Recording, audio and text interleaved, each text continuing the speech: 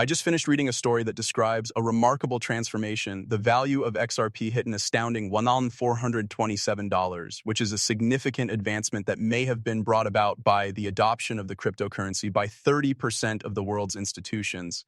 This may not seem like a significant amount at first glance, but 30% is a significant portion of the banking business. According to reports, Ripple is collaborating with about one-third of the world's banks, which is a highly intriguing development.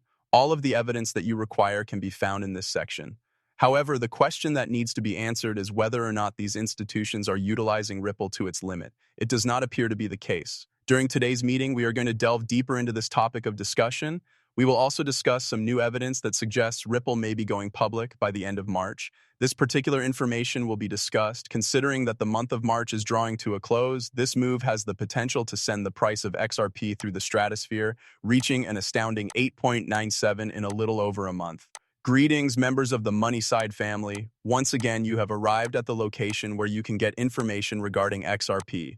A quick catch-up is in order before we get into the meat of today's post, so let's get started. Please do me a favor and help me out. In order to join our fantastic community, you can join by clicking the like button, the subscribe button, and the bell button. There is also a heads up for you. We are getting set to give away a significant amount of XRP as we come closer to reaching 60,000 subscribers. Participating in the giveaway is a very simple process. Let's just get these three simple things done. Be sure that you are prepared and that you are tuned in. Don't forget to post a code for the Money Side in the comments section if you want to ensure that you are entered into the giveaway. It is interesting to note that the State Bank of India, SBI, holds approximately 4% of all deposits made through international bank accounts. In the grand scheme of things, this indicates that SBI has the potential to be a significant component of the 4% of banks all across the world that may employ Ripple's technology. That is correct, but that is just the beginning. Additionally, Ripple has been successful in reaching a significant agreement in Brazil, where it is collaborating with the Brazilian central bank to provide its on-demand liquidity services. And that's only one piece of the puzzle that is the planet. Those of you who watched my most recent video will recall that we discussed the BRICS nations and how each of them, including China, Brazil, South Africa, Russia, and India, has direct ties with Ripple for on-demand liquidity and central bank digital currencies, also known as CBDCs. It is clear that the BRICS countries account for around 29% of the total economic output of the world when the global GDP is compared to the GDP of just the BRICS countries. This brings us to a choice that is really intriguing. Assuming that all 5 of the BRICS nations come to the conclusion that they will collaborate with Ripple, the consequences might be enormous. In a previous video, I discussed this topic in great detail. In that video, I discussed the feasibility of adding CBDCs to the XRP ledger, as well as the actions that are currently being performed in this regard. It would be impossible to overstate the significance of the XRP ledger in this particular circumstance. It plays a very significant role in the way that the economy is undergoing change. As a result of this, the potential for Ripple's technology to be implemented becomes even more robust as we anticipate the next bull market. Following the release of a public statement by the Federal Reserve, the Conver, in their statement, they mentioned that both XRP and XLM have the potential to play a significant role in the construction of the blockchain foundation for their new FedNow payment system. It was pointed out by the Federal Reserve that working with Metal blockchain was an important step in making the transition from fiat currency to stablecoins as trouble-free as possible.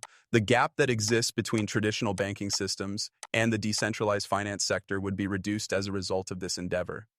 At this time, the majority of the ways in which Americans are able to make speedy payments within the United States are through the use of third-party applications such as Venmo and PayPal, as well as digital Bitcoin wallets.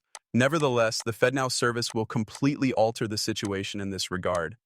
Over 120 businesses, including well-known banks such as US Bank and Exchange Bank, as well as a number of payment processors and solution providers, have already signed up to use the platform, despite the fact that it is still in the testing phase. This event not only demonstrates that blockchain technology is gaining more acceptance and is being utilized in ordinary financial services, but it also marks a significant turning point in the process of traditional banks and the new world of decentralized finance coming together. It is anticipated that Ripple, a company that is at the forefront of both distributed ledger technology and solutions for international payments, would play a significant part in the FedNow project, which is being directed by the Federal Reserve. Another cryptocurrency that is anticipated to be added to the FedNow ecosystem is Stellar Lumens, XLM, which is well known for its blockchain-powered network that enables global transfers to be completed more quickly and at a lower cost. An intriguing new development occurs to this point in the narrative. There was a tale that recently captured the attention of many in the fintech industry. As 30% of banks around the world begin utilizing XRP, its value skyrockets to $1,427. This is an incredible new discovery that demonstrates how blockchain technology and finance can bring about change. According to the report, 30% of the world's banks are now utilizing XRP for international payments, which is what drove its stunning increase in value to $1,427. With such a high rate of adoption, it is clear that a significant number of individuals are interested in XRP, which has caused its price to reach all-time highs. The surge in the value of XRP is not only a victory for Ripple, but it also presents an opportunity for buyers to make a profit. This is because the market capitalization has skyrocketed. When the fact that XRP has a market share of approximately 30% is disclosed, the story becomes more interesting. According to this, it is likely that it will be utilized in the global financial system to an even greater extent. Just 6 days ago, it was reported that the value of XRP transactions might surpass $1.2 quadrillion, which would make its price possible to reach $10,000. This was a startling development. The XRP system and its digital assets are beginning to be utilized in a greater variety of ways by financial institutions, which is a significant change that has occurred today. The news has been revealed and there is no way to alter it. There is clearly longer any room for speculation on Ripple's buyback program.